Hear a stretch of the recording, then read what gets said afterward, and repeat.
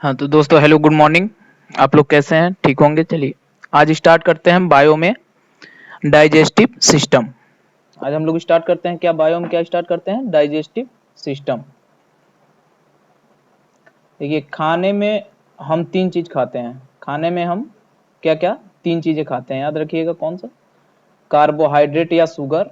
Carbohydrate को हम हिंदी में शर्करा बोलते हैं। दूसरा क्या खाते हैं? प्रोटीन खाते हैं। तीसरा क्या खाते हैं?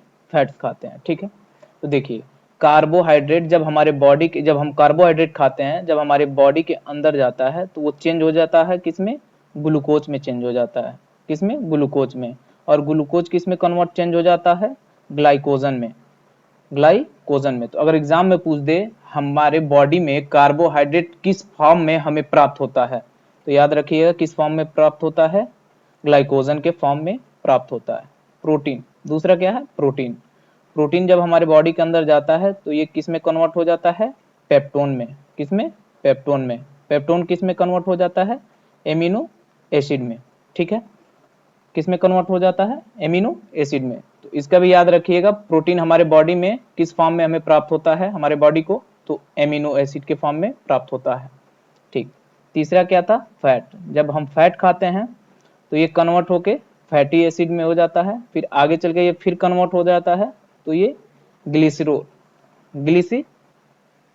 ग्लिसरॉल के फॉर्म में हमें प्राप्त होता है। तो अगर पूछ दे कि फैट हमारे बॉडी में, जैसे हम जब फैट खाते हैं तो हमारे बॉडी में जाने के बाद वो हमें किस फॉर्म में प्राप्त होता है, तो याद रखिए किस फॉर्म में प्राप्त होता है? ग्लिसरॉल के फॉर्म में प्राप्त होता है। अगला पॉइंट देखते हैं, जब हम कोई सामान खाते हैं तो हमारे बॉडी में प्रोटीन, ग्लाइकोजन, एमिनो एसिड और ग्लिसरॉल से प्राप्त होता है। जब हम कोई सामान खाते हैं तो हमारे बॉडी में प्रोटीन किस किस चीजों से प्राप्त होता है? ग्लाइकोजन, एमिनो एसिड, ग्लिसरॉल से प्राप्त होता है। अगला पॉइंट देखते हैं, हमारे बॉडी में कार्बोहाइड्रेट किस फॉर्म में प्राप्त होता है? ग्लूकोज, ग्लाइकोजन के फॉर्म में। ठीक है, अब प्रोटीन देखते हैं, प्रोटीन किस फॉर्म में प्राप्त होता है? पेप्टोन, एमिनो एसिड के फॉर्म में। अगर एग्जाम में एमिनो एसिड दे दे तो इसको लगाएं, अगर पेप्टोन दे दे तो इसको लगाएं, और दोनों दे दे तो दोनों को लगाएं। ठीक, ए और बी। और फैट हमारे बॉडी में जाके किस फॉर्म में चेंज हो जाता है? देखिए फैटी एसिड, मतलब हमें किस फॉर्म में प्राप्त होता है? Fatty acid. Fatty acid convert होकर किस में हो जाता है? ग्लिसरॉल के फॉर्म में कन्वर्ट हो जाता है। ठीक है, नोट देखिए यहाँ पे मैंने एक नोट्स लिखा है, ग्लैंड मीन्स क्या होता है? जूस जो एंजाइम या हार्मोन्स बनाते हैं। ग्लैंड मीन्स क्या होता है? जूस जो एंजाइम या हार्मोन्स बनाते हैं। ठीक है, अगला देखते हैं डाइजेशन। ठीक है, अगला हेडिंग क्या है? डाइजेशन। देखिए डाइजेशन को हमने दो भागों में बांटा है। ठीक है, पहला डाइजेस्टिव ग्लैंड या एक्सोक्राइन ग्लैंड। ठीक है, इसका देखिए पाचनी ग्रंथि या पाचनी ग्रंथि को हम बहिस्त्रावी ग्रंथि भी बोलते हैं, बहिस्त्रावी ग्रंथि भी बोलते हैं। और दूसरा एलिमेंट्री कैनाल, इसको हम क्या बोलते हैं हिंदी में? आहार नली। क्या बोलते हैं? आहार नली। ठीक है, तो खाना जब हम सबसे पहले जब खाना खाते हैं तो पहले वो कहाँ जाता है? हमारे माउथ, मुंह में जाता है। उसके बाद कहाँ जाता है? आहार नलिका, आहार नलिका में जाता है। उसके बाद स्टोमच, पेट में जाता है हमारे। उस पेट से कहाँ जाता है? स्मॉल इंटेस्टाइन में जाता है। और उसके बाद लार्ज इंटेस्टाइन में जाता है। ठीक है, अब देखिए हमारे मुंह के अंदर, हमारे माउथ, मुंह के अंदर दो, हमारे मुंह के अंदर कौन सी ग्रंथि पाई जाती है? Salivary gland. कौन सा? लारी ग्रंथि कहाँ पाई जाती है? हमारे मुंह के माउथ के अंदर, मुंह के अंदर पाई जाती है। ठीक है, और हमारे पेट के अंदर कौन सी ग्रंथि पाई जाती है? Gastric gland. कौन सा? गैस्ट्रिक ग्लैंड, मतलब आमाशय ग्रंथि। ठीक है, और हमारे स्मॉल इंटेस्टाइन में कौन सी पाई जाती है? देखिए दो, लीवर यकृति और पैंक्रियाज, मतलब हिंदी में बोलते हैं अग्नाशय। ठीक है, उसके बाद लार्ज इंटेस्टाइन। ठीक है, अगला पॉइंट देखते हैं, डाइजेस्टिव सिस्टम या डाइजेशन हमारे बॉडी में कहाँ से स्टार्ट होता है? मुंह से चालू हो जाता है। तो याद रखिएगा डाइजेशन हमारे बॉडी में, जब हम खाना खाते हैं, एग्जाम में पूछ दे कि डाइजेशन हमारे बॉडी में कहाँ से होना स्टार्ट हो जाता है, तो याद रखिए कहाँ से होना स्टार्ट हो जाता है, माउथ, मुंह से ही होना स्टार्ट हो जाता है। देखते हैं माउथ, मुंह, ठीक है। माउथ में क्या होता है, टीथ, दांत, ठीक है। तो टीथ, दांत के बारे में स्टडी को क्या कहते हैं, डेंटोलॉजी, ठीक है। जो दांत के बारे में पढ़ाई करते हैं उनको हम क्या बोलते हैं, डेंटोलॉजी, ठीक है, याद रहेगा। ठीक, हमारे मुंह में 4 तरह के दांत होते हैं। हमारे मुंह में कितने तरह के दांत होते हैं, 4 तरह के। पहला इंसीजर, मतलब हिंदी में कृतक, और दूसरा कैनाइन, दूसरा कौन सा होता है, कैनाइन, मतलब हिंदी में बोलते हैं उसको रदनक। तीसरा प्री मोलर, तीसरा क्या होता है, प्री मोलर, प्री मोलर अग्र चौड़नक, मतलब आगे वाली जो दांत होती है ना, ये 4, इसको बोलते हैं हम प्री मोलर, और मोलर चौड़क, ठीक है। तो परमानेंट टीथ कौन से होते हैं, परमानेंट टीथ के बारे में हम जानते हैं। परमानेंट टीथ, हमेशा के लिए, जो हमेशा के लिए। इंसीजर, परमानेंट टीथ इंसीजर, मतलब अगर पूछ दे परमानेंट टीथ हमारे माउथ, मुंह के अंदर टोटल कितनी होती हैं, 32 होती हैं। उसमें देखिए, उसमें इंसीजर कितना होता है, 8 होता है। कैनाइन कितना होता है, 4 होता है। प्री मोलर कितना होता है, 8 होता है। मोलर कितना होता है, 12 होता है। तो टोटल कितना हो गया, 32, कितना, 32। मतलब जब हम 20, 18, 20, 22 को हो जाते हैं तो आते हैं, पूरा टोटल परमानेंट टीथ आ जाते हैं, ठीक है। आगे चलते हैं। इंसीजर टीथ क्या होता है, देखिए अब मैं बता दूं आप लोगों को इंसीजर टीथ क्या होता है। इंसीजर टीथ, जब हम हंसते हैं तो आगे की दिखाई देने वाली 4 दांत, इंसीजर टीथ कौन से होते हैं, जब हम हंसते हैं तो आगे के जो 4 दांत दिखाई देती हैं, उसे हम कौन सा दांत बोलते हैं, इंसीजर टीथ, इंसीजर टीथ, ठीक है। ये कटिंग का भी कार्य करता है। तो अगर एग्जाम में पूछ दे कि मुख के अंदर कटिंग का कार्य कौन करता है, कौन सा टीथ करता है, तो याद रखिएगा कौन सा करता है, इंसीजर करता है। और कैनाइन क्या हो, कैनाइन के कार्य क्या होते हैं, चीड़-फाड़ करना, चीड़-फाड़ करना। आगे का 5वां दांत देखिए, 4 तो मैंने बताया, इंसीजर का 4 दांत, 5वां देखिए, 5वां, अरे अपना खुद दांत काउंट कर लीजिए, 5वां जो होता है ना, वो कौन सा होता है, कैनाइन। ये क्या कार्य करता है, चीड़-फाड़ का कार्य करता है। ऊपर और नीचे 2 + 2 4, ठीक है। प्रीमोलर, प्रीमोलर 5वें के बाद वाले दांत जो होते हैं वो कौन से होते हैं, प्रीमोलर, ठीक है। और मोलर आखिरी वाले दांत होते हैं। ये किस चीज का काम करता है, मिक्सिंग का काम करता है, मतलब लार के साथ ये खाने को मिलाता है, ठीक है। और प्रीमोलर क्या करता है, खाने को पीसता है, याद रखिएगा प्रीमोलर खाने को पीसता है। और पूछ दे एग्जाम में, बच्चों में सबसे पहले कौन से दांत आते हैं, तो याद रखिएगा, देखिएगा छोटे बच्चे के सब आगे के दांत आते हैं, आगे के दो दांत जमते हैं, ठीक है। तो बच्चों में सबसे पहले कौन से दांत आते हैं, तो याद रखिएगा इंसीजर, इंसीजर वाला दांत आता है। और हाथी के आगे के निकले हुए दांत जो होते हैं, आगे 2 सूंड में निकला हुआ था बड़ा सा दांत, व्हाइट व्हाइट से आपने देखा होगा, ठीक है, वो कौन से होते हैं, इंसीजर ही होते हैं। कौन से होते हैं, इंसीजर होते हैं, ठीक है। बच्चों में मिल्क टीथ, दूध के दांत, ठीक है। बच्चों में मिल्क टीथ कितने होते हैं, 20 आते हैं। कितने आते हैं, 20 आते हैं। और कितने बार आते हैं, 2 बार आते हैं, ठीक है।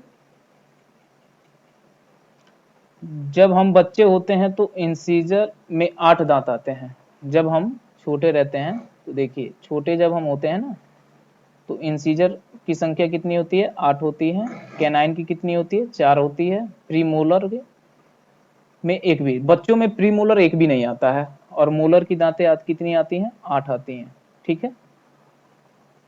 अगला हम देखते हैं पॉइंट क्या था, टंग, जीभ, ठीक है। जीभ एक संवेदी सेंसरी अंग होता है। जीभ एक सेंसरी अंग होता है। जीभ जो होता है हमारा, ये मस्कुलर आर्गन होता है, मतलब मांसपेशी अंग होता है। और देखिएगा जीभ, जीभ जो होता है, जीभ को पकड़ के रखने वाले हड्डी का क्या नाम है? Hyoid bone. जो हमारे जीभ को पकड़ के रखता है, वो कौन सा, उस बोन का क्या, उस हड्डी का क्या नाम है? Hyoid bone. ठीक है,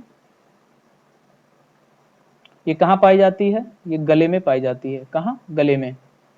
अगर हम आपके गले पे मार दें ना, एक मुक्का अच्छे से लगा दें, तो आपका जीभ बाहर आ जाएगा पूरी तरह।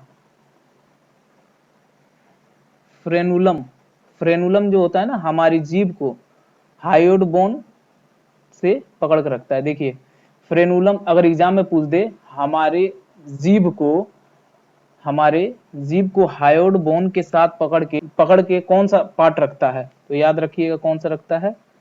फ्रेनुलम। कौन सा? फ्रेनुलम। ठीक है, आगे बढ़ते हैं।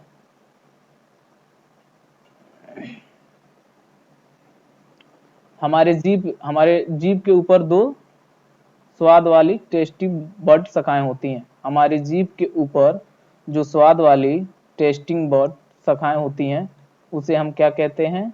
पैपली। क्या कहा जाता है? पैपली। ठीक है, टंग देखते हैं, टंग, जीभ। ठीक, जहां पर जीभ खत्म होता है उस पार्ट को हम माउथ कैविटी, मुख गुहा कहते हैं। ठीक है, देखिए जहां पर हमारा जीभ, मतलब हमारा जीभ जहां पे जाके खत्म होता है और वहां से दूसरा स्टार्ट होता है, तो उसको क्या कहते हैं? Mouth cavity. माउथ कैविटी के अंदर एक ग्लैंड होती है। और देखिए वो ग्लैंड को, लारी ग्रंथि कहाँ पाई जाती है? सेल्यूरी ग्लैंड कहाँ पाई जाती है हमारी? याद रखिएगा, माउथ कैविटी के अंदर। कहाँ पाई जाती है? माउथ कैविटी के अंदर। सेलाइवा का पीएच वैल्यू कितना है? देख लीजिए, ये 6.8। ठीक है, लार, सेलाइवा। आइए अगला पॉइंट क्या है? सेलाइवा, लार में पानी कितना परसेंट होता है? 95% होता है। लार में पानी की मात्रा कितनी होती है? 95%। लार में दो प्रकार के एंजाइम होते हैं। लार में कितने प्रकार के एंजाइम होते हैं? दो प्रकार के एंजाइम होते हैं। पहला कौन है? टाइलिन एमाइलेज, और दूसरा लाइसोसोम एमाइलेज। लार में दो प्रकार के एंजाइम पाई जाती हैं। पहला टाइलिन एमाइलेज, दूसरा लाइसोसोम। ठीक है, आगे बढ़ते हैं। लाइसोसोम के कार्य क्या हैं? आइए देखते हैं लाइसोसोम के कार्य क्या हैं। लाइसोसोम जो होता है एक एंटीबैक्टीरियल होता है। लाइसोसोम जो होता है क्या होता है? एंटीबैक्टीरियल होता है। जब हम कोई खराब खाना खा लेते हैं जिसमें बैक्टीरिया हो, उस बैक्टीरिया को मारने का काम करता है। ठीक है, देखिए लाइसोसोम जो होता है ना, एंटीबैक्टीरियल होता है। तो जब हम कोई खराब खाना खा लेते हैं, तो उसमें जो बैक्टीरिया मौजूद पाए जाते हैं, उसको मारने का काम कौन करता है? याद रखिएगा, लाइसोसोम। टाइलिन एमाइलेज, दूसरा क्या है? Ptyalin amylase. टाइलिन के कार्य क्या है? आइए जानते हैं। जब हम कार्बोहाइड्रेट, शर्करा खाते हैं, तो टाइलिन ही उसका पाचन करता है। ठीक है, देखिए जब हम कार्बोहाइड्रेट, शर्करा खाते हैं, तो उसका 70% डाइजेशन टाइलिन ही करता है। उसका पाचन टाइलिन ही करता है 70%। सबसे पहले हमारे शरीर में कार्बोहाइड्रेट का ही पाचन होता है। देखिए याद रखिएगा, सबसे पहले हमारे शरीर में कार्बोहाइड्रेट का पाचन होता है, और वो कहाँ होता है? माउथ से। कहाँ से? माउथ से ही स्टार्ट होना चालू हो जाता है। ठीक है, दूसरा देखते हैं, आहार नलिका। दूसरा क्या है? आहार नलिका। इसको हम या इसका दूसरा नाम क्या है? ग्रास नलिका। ठीक है,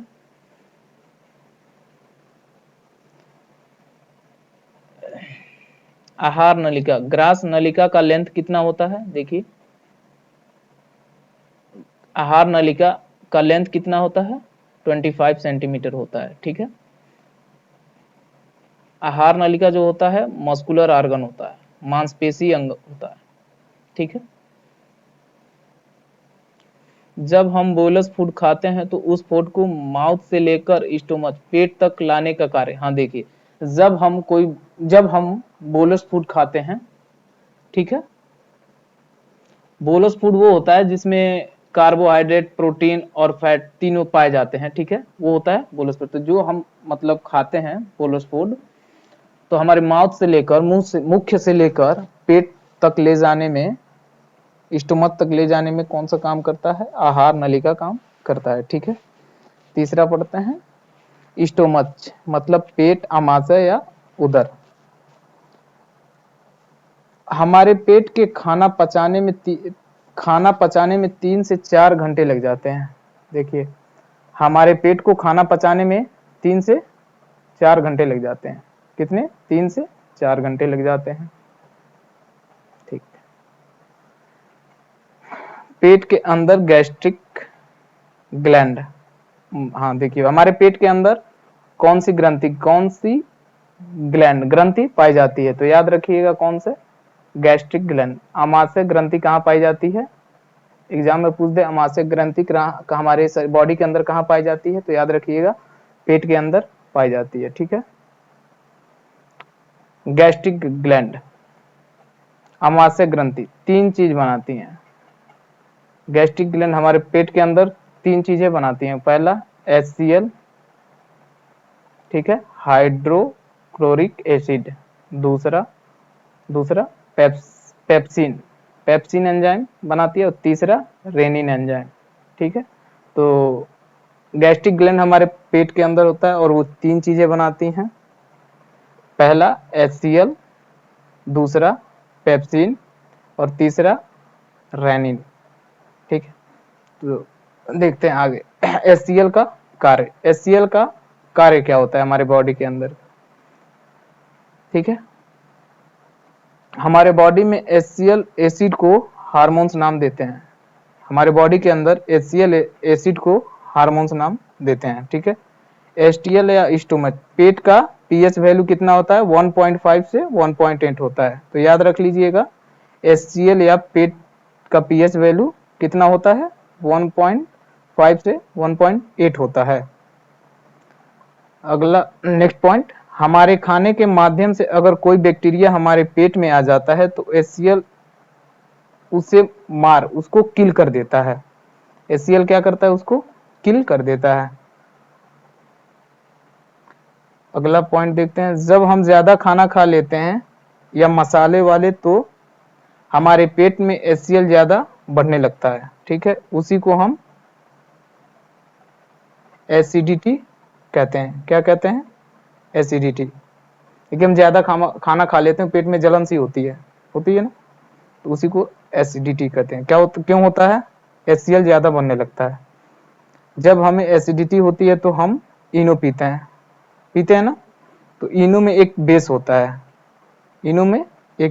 है, MgOH2, मैग्नीज हाइड्रोक्साइड, ठीक है। जब एसिड और बेस मिलते हैं तो वो न्यूट्रलाइज रिएक्शन हो जाता है, ठीक है। इसलिए हम इनो वगैरह पी लेते हैं ना, तो एसिड और बेस मिलते हैं तो न्यूट्रलाइज रिएक्शन हो जाता है, ठीक है। अगला देखते हैं, HCl एंजाइम को एक्टिव करने का काम करता है, ठीक है।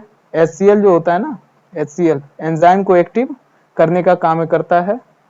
वो एंजाइम है, और वो 2 एंजाइम कौन कौन से हैं जिन एंजाइम को एक्टिव करता है? पेप्सिन और रेनिन, ठीक है।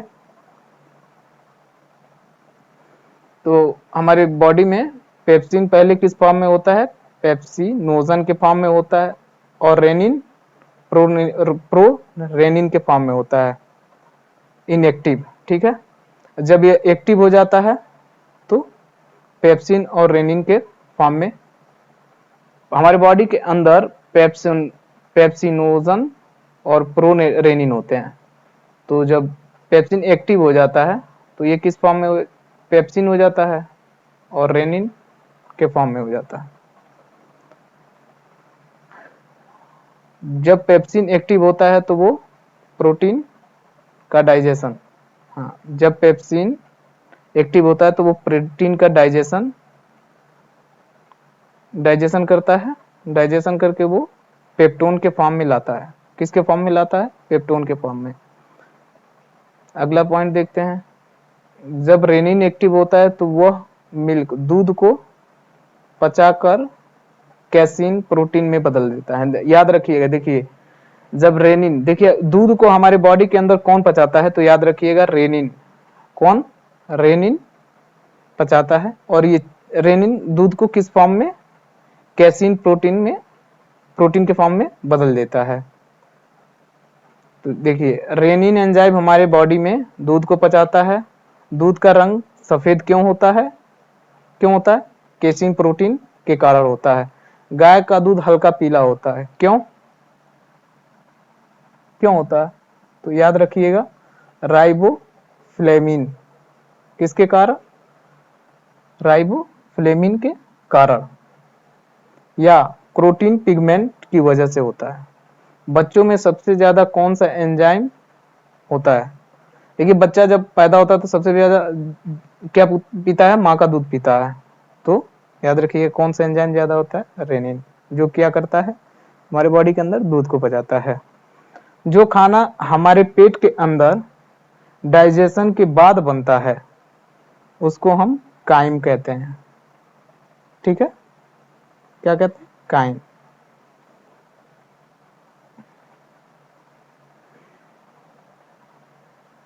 देखिए यहाँ पे एक नोट्स है, देख लीजिएगा। जब हम खाना खाते हैं तो घाटी की ढक्कन, खाने वाली जो ढक्कन होती है, तो घाटी की ढक्कन जो होती है वो खाने वाली ढक्कन से हटकर विंड पाइप पर कवर हो जाती है। ठीक है, अगला पढ़ते हैं हम, स्मॉल मतलब छोटी आंत। अगला क्या है? छोटी आंत। छोटी आंत का लेंथ क्या होता है? 6 से 6.5। ठीक है, 6 से 6.5 इसका लेंथ, और डायमीटर 1 इंच। ठीक है, छोटी आंत में, छोटी आंत में न्यूट्रिएंट का डाइजेशन या ऑब्जर्प्शन होता है। छोटी आंत में न्यूट्रिएंट या न्यूट्रिएंट का डाइजेशन या एब्जॉर्प्शन होता है।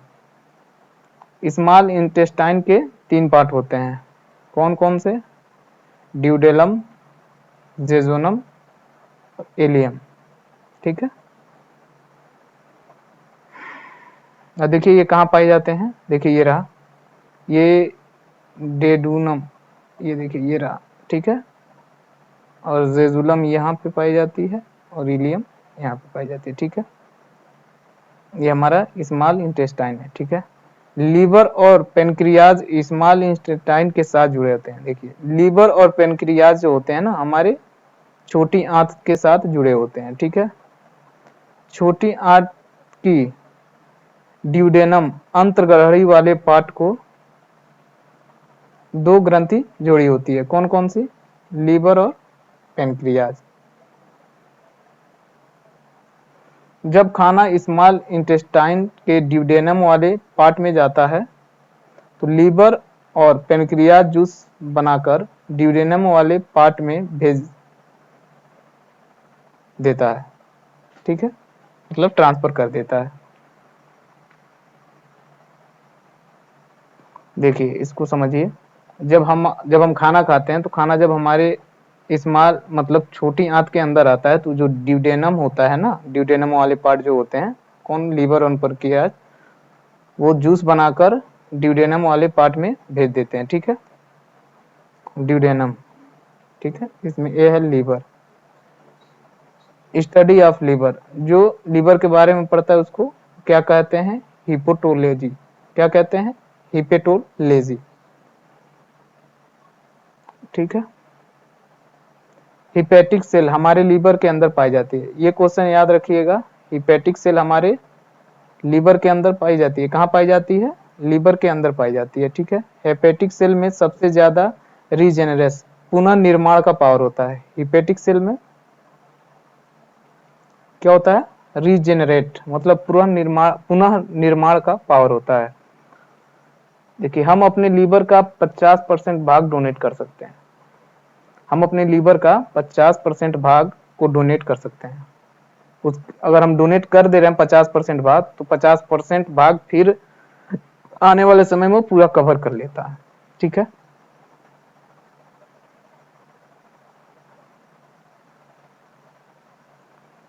देखिए लीवर का वेट कितना होता है, 1.5 से 1.7।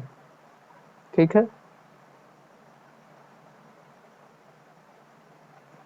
लीवर हमारे बॉडी में कौन सा जूस बनाता है, देखिए बिली जूस बनाता है।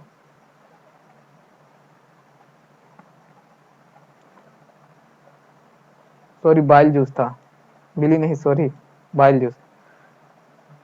हमारे लीवर बाइल जूस बनाता है। बाइल जूस जब ज्यादा हो जाता है तो वो गाल ब्लडर में जाके स्टोर हो जाता है। हमारे बॉडी के अंदर जब लीवर बाइल जूस ज्यादा बना देता है तो वो जाके कहाँ पे स्टोर हो जाता है, गाल ब्लडर के पास स्टोर हो जाता है। बाइल जूस एक दिन में 600 से 700 ml बनाता है। बाइल जूस एक दिन में 600 से 700 ml बनाता है। लीवर एक दिन में बाइल जूस कितना बनाता है, 600 से 700। बाइल जूस की पीएच वैल्यू क्या है, 7.9 से 8.5 होता है। बाइल जूस किस रंग का होता है, हरे रंग का होता है। किस रंग का होता है, हरे रंग का होता है। अगला देखते हैं पॉइंट क्या है, बाइल जूस। आइए बाइल जूस के कार्य को हम जानते हैं। ठीक है, बाइल जूस का हरा रंग किसके कारण होता है, बिलिवर्डिन के कारण होता है। बिलिवर्डिन पिगमेंट के कारण होता है। ठीक है, बाइल जूस के अंदर क्या होता है, साल्ट होता है। देखिए बाइल जूस के अंदर साल्ट होता है। बाइल जूस हमारे बॉडी में फैट वसा को छोटी छोटी बूंदों में बदलने का कार्य करता है। बाइल जूस हमारी बॉडी के अंदर फैट को छोटे छोटे टुकड़ों में बदलने का कार्य करता है। बाइल जूस हमारे बॉडी में फैट वसा को फैटी एसिड में बदल देता है। बाइल जूस हमारे बॉडी में फैट को फैटी एसिड में क्या कर देता है, कन्वर्ट कर देता है। देखिए अगला देखते हैं, हम हमारा लीवर जो होता है ना, पैसीकरण विधि, इंग्लिश में इसको बोलते हैं इमल्सिफिकेशन के प्रोसेस पे काम करता है। देखिए हमारा लीवर जो होता है ना, पैसीकरण विधि मतलब होता है इमल्सिफिकेशन के प्रोसेस पे काम करता है। ठीक है,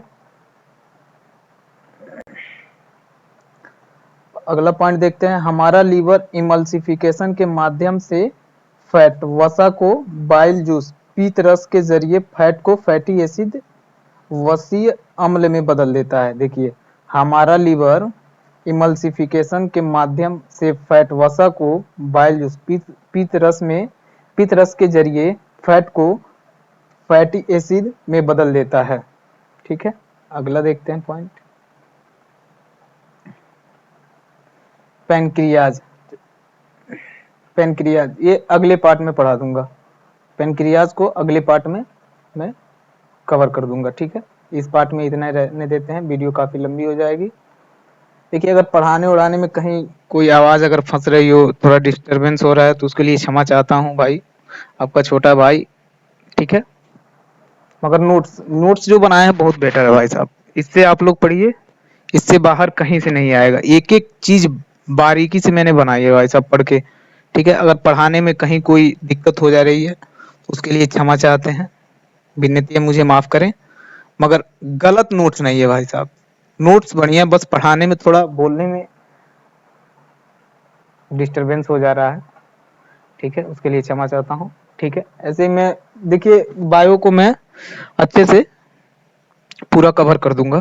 ठीक है, बस आप लोग चैनल को सब्सक्राइब कर लीजिएगा ताकि अगला पार्ट आप लोगों को मतलब जब भी बना के अपलोड करूं तो मिल जाए।